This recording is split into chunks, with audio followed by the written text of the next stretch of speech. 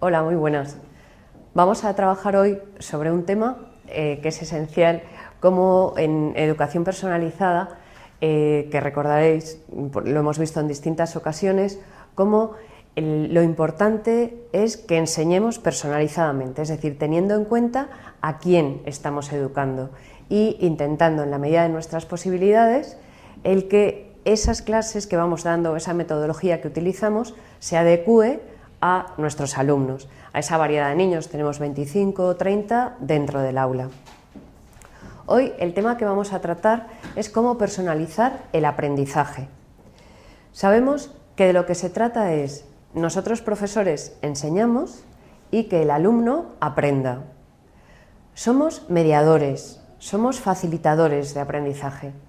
Se trata de que motivemos al alumno de manera que él piense que vale la pena poner el esfuerzo que conlleva estudiar, aplicar unas determinadas estrategias, que es lo que vamos a ver hoy, y que le merezca la pena hacer eso. Esas estrategias cognitivas las podemos definir como los procedimientos o las actividades mentales que se activan dentro del individuo con una finalidad, con un propósito, y es mejorar el rendimiento. No solo el rendimiento académico, sino su propio rendimiento. Estamos hablando de estrategias cognitivas, por tanto, nos estamos refiriendo a esas habilidades o esas capacidades que, bien trabajadas, originan, conforman un hábito intelectual, de manera que les será más fácil lo que ahora, en una educación infantil, en una educación primaria, vamos poco a poco dándoles estrategias para que desarrollen esas destrezas. Unos poseen más facilidad para desarrollar unas determinadas, otros a lo mejor sus características personales hace que sea más costoso para ellos, en parte porque, como ya comprobáis por la vida misma, cada persona somos un mundo y tenemos una manera muy distinta de expresar y también, por tanto, de pensar, de descifrar, codificar, etcétera, los distintos pensamientos, nuestros contenidos. Pero se trata de que transmitamos, que enseñemos esas estrategias para que puedan procesar mejor la información que les transmitimos. Por tanto, se trata de un trabajo mental.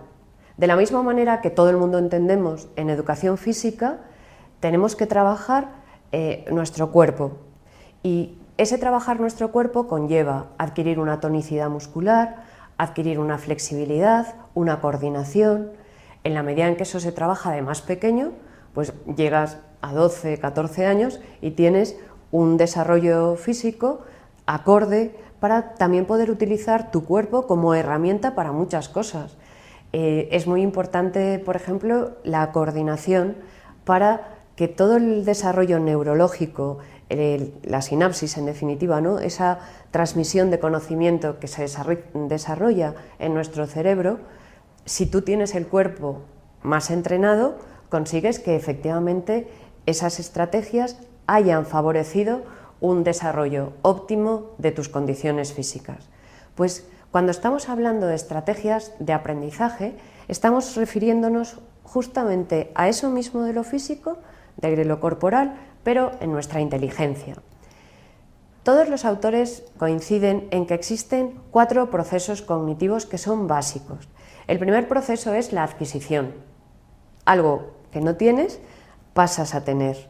Cuando por primera vez escuchas algo, cuando por primera vez te encuentras frente a unos conocimientos o simplemente la contemplación de unos animales o de unos bits de imágenes donde se recogen monumentos, o ya más adelante, y hablaremos de ellos, los mapas conceptuales, etcétera, ¿no? El segundo proceso es codificación y almacenamiento. Ya os podéis imaginar que ahí, al hablar de almacenamiento, estamos haciendo referencia a la utilización de la memoria. Y la memoria, en estas edades en las que nos movemos, porque estamos todos en la primera infancia, no nosotros, sino nuestros alumnos, tanto de educación infantil como de educación primaria, ellos tienen la capacidad de ser como esponjas. Si además les damos la estrategia para poder recordar de una manera con reglas mnemotécnicas, recordando las palabras claves, facilitamos que el olvido sea muchísimo menor, por lo menos que tarde mucho más tiempo en irse. Después de ese almacenamiento tenemos el tercer proceso básico, que es recuperar o evocar, ese recordar lo aprendido.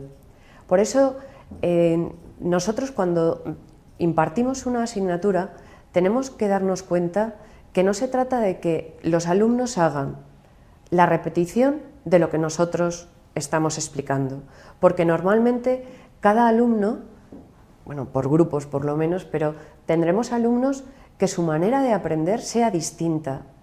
No podemos ser nunca el profesor como una pantalla opaca, que si aquí está el conocimiento y aquí está el alumno, no seamos conductores, sino que le hagamos pasar por nuestro propio modo.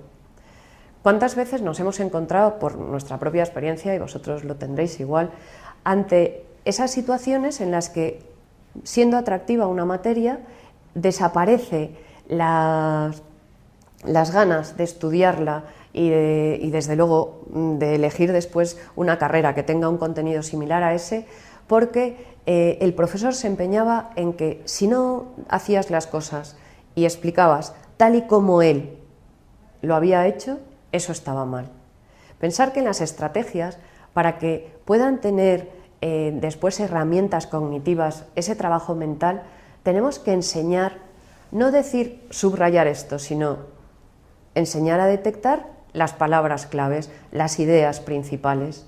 No tenemos que decir, nos estudiamos el recuerda de la parte de abajo, no, decimos, lo más importante de este tema, ¿qué os parece que es? Y les vamos enseñando a memorizar. Qué importante es, algunos nos planteamos, ¿no? Cuando los niños son muy pequeños, niños de 2, 3, 4 años, pensamos, bueno, en metacognición, ¿qué le puedo pedir? Pues le podemos pedir, por ejemplo, enseñarle poesías y que las repita, enseñarle canciones y que le guste cantar y por tanto va memorizando. Ese memorizar hace que cuando tenga que aprenderse las primeras definiciones de algo o las primeras oraciones de alguna cosa, tenga la capacidad de haber ya memorizado. Es muy importante jugar, por ejemplo, a qué ha desaparecido y le ponemos sus propios juguetes delante, pues si son los peluchitos estos o si ya son más mayores con los gormiti o si ya son súper mayores podemos jugar hasta con los jugadores de fútbol, ¿no? De su equipo favorito. Quitas y entonces quitas uno y dices, ¿cuál falta? Y el niño mira, ve todo ese cuadro y dice, falta Villa. Y efectivamente falta Villa, tú no lo echarías de menos, pero él sí, porque está acostumbrado a mirar y remirar a sus jugadores del equipo preferido, o por ejemplo dice, pues no, el portero de la selección española es Cañizares, y dices, no hombre, no, ahora ya no es Cañizares, eso era antes, ¿no? Cañizares era mi época y ahora ya será otra distinta. Recuperación o evocación. Hay las situaciones más normales con las que nos encontramos en el día a día, sin necesidad de estar con esa intencionalidad de que sean captadas, ya son situaciones habituales en las que podemos trabajar con nuestros alumnos y con nuestros hijos a memorizar. Qué bueno es en ese proceso cognitivo de recuperar o evocar cuando entramos en la clase y decimos, ¿recordáis lo que vimos el otro día? Vamos a repasarlo. Vimos tal, estuvimos repasando tal cosa. ¿Recordáis que lo habíamos conectado con algo anterior? Y ese, en definitiva, es el cuarto proceso básico, que es la práctica de los conocimientos integrados. Se habla muchísimo de enseñanza o aprendizaje significativo. Y, sin embargo, ¿cuántas veces nos olvidamos de conectar lo que vamos a dar a continuación con lo que ya se sabe anteriormente? Pensar, por ejemplo, que en educación infantil les enseñamos las formas básicas a través de los bloques lógicos, el cuadrado, el círculo, el rombo, etc. Y sin embargo, se nos olvida cuando estamos ya en primaria que esos niños las formas básicas de geometría ya las saben. Por tanto, cuando vuelvo a enseñárselas, tengo que decir, lo mejor es coger los bloques lógicos, llevarlos a la clase y decir, ¿recordáis los bloques lógicos? ¿Recordáis qué era esto? Y recordáis que ahora vosotros ya lo sabéis, que no solamente es que tenga un borde determinado, sino que tiene un borde y tiene un dentro, hay un interior. Bueno, pues a eso lo vamos a llamar círculo, a lo de fuera lo llamamos circunferencia, a tal. Le vamos diciendo una serie de cosas para que ellos todo eso lo vayan recordando. Ese aprender de modo metacognitivo abarca 3 factores y con esto vamos a ir terminando. El primer factor de todos es saber lo que hay que hacer. El alumno, cuando se encuentra frente a nosotros y nos tiene que dar cuenta, tiene que saber qué es lo que nosotros, de esa explicación que le hemos dado, esperamos que rinda. Él tiene que saber lo que hay que hacer. A ese conocimiento se le llama conocimiento declarativo. ¿Cuántas veces en el error de una falta de rendimiento en un alumno, de un fracaso escolar, lo tenemos nosotros? Porque no hemos explicado suficientemente algo en concreto, una estrategia que va encaminada a desarrollar en él, en ese proceso de metacognición, el que sepa qué es lo que tiene que hacer. En segundo lugar, saberlo hacer. Y ahí ya entra el conocimiento procedimental, cómo eso se lleva a cabo. Por eso hay profesores que durante mucho tiempo lo dedican a hacer esquemas y resúmenes a sus alumnos para que les facilite el aprendizaje. Y no nos damos cuenta que el error es que ellos son los que tienen que aprender a resumir, a hacer mapas conceptuales, a situar espaciotemporalmente algo. Pensar, por ejemplo, que para aprender geografía se necesita que previamente en estas edades de infantil y de primaria sepamos enseñarles a estar situados espaciotemporalmente. Y aquí me remito a algo tan concreto como es la cuadrícula. Normalmente en las aulas de infantil suele haber una cuadrícula dibujada en el suelo. En principio lo utilizamos para adentro, fuera. Pero luego esa cuadrícula se va haciendo más pequeña y cuando empezamos el proceso de la lectoescritura, pues de todo el tema de la escritura, hacemos que los niños escriban dentro del cuadrito. Ese dentro en su cabeza le sitúa también para que a la hora de leer no se caigan, no se salgan y las palabras tengan un sentido, estén coordinadas. Después, cuando ya son capaces de escribir en las cuadrículas o en la doble línea, ¿qué finalidad tiene? El que sepan situar dentro de algo. Después ya cuando pasan en conocimiento del medio a su comunidad, pues los ríos, las montañas principales, etcétera, ¿dónde están? Y para terminar, ese aprendizaje de modo metacognitivo tiene una tercera etapa, que es controlar a lo largo del proceso, ¿no? Mientras se hace. Y esto es lo que se llama el conocimiento condicional o la función autorreguladora. No todas las estrategias, para nosotros de enseñanza, para nuestros alumnos de aprendizaje, tienen la misma eficacia dependiendo de la persona.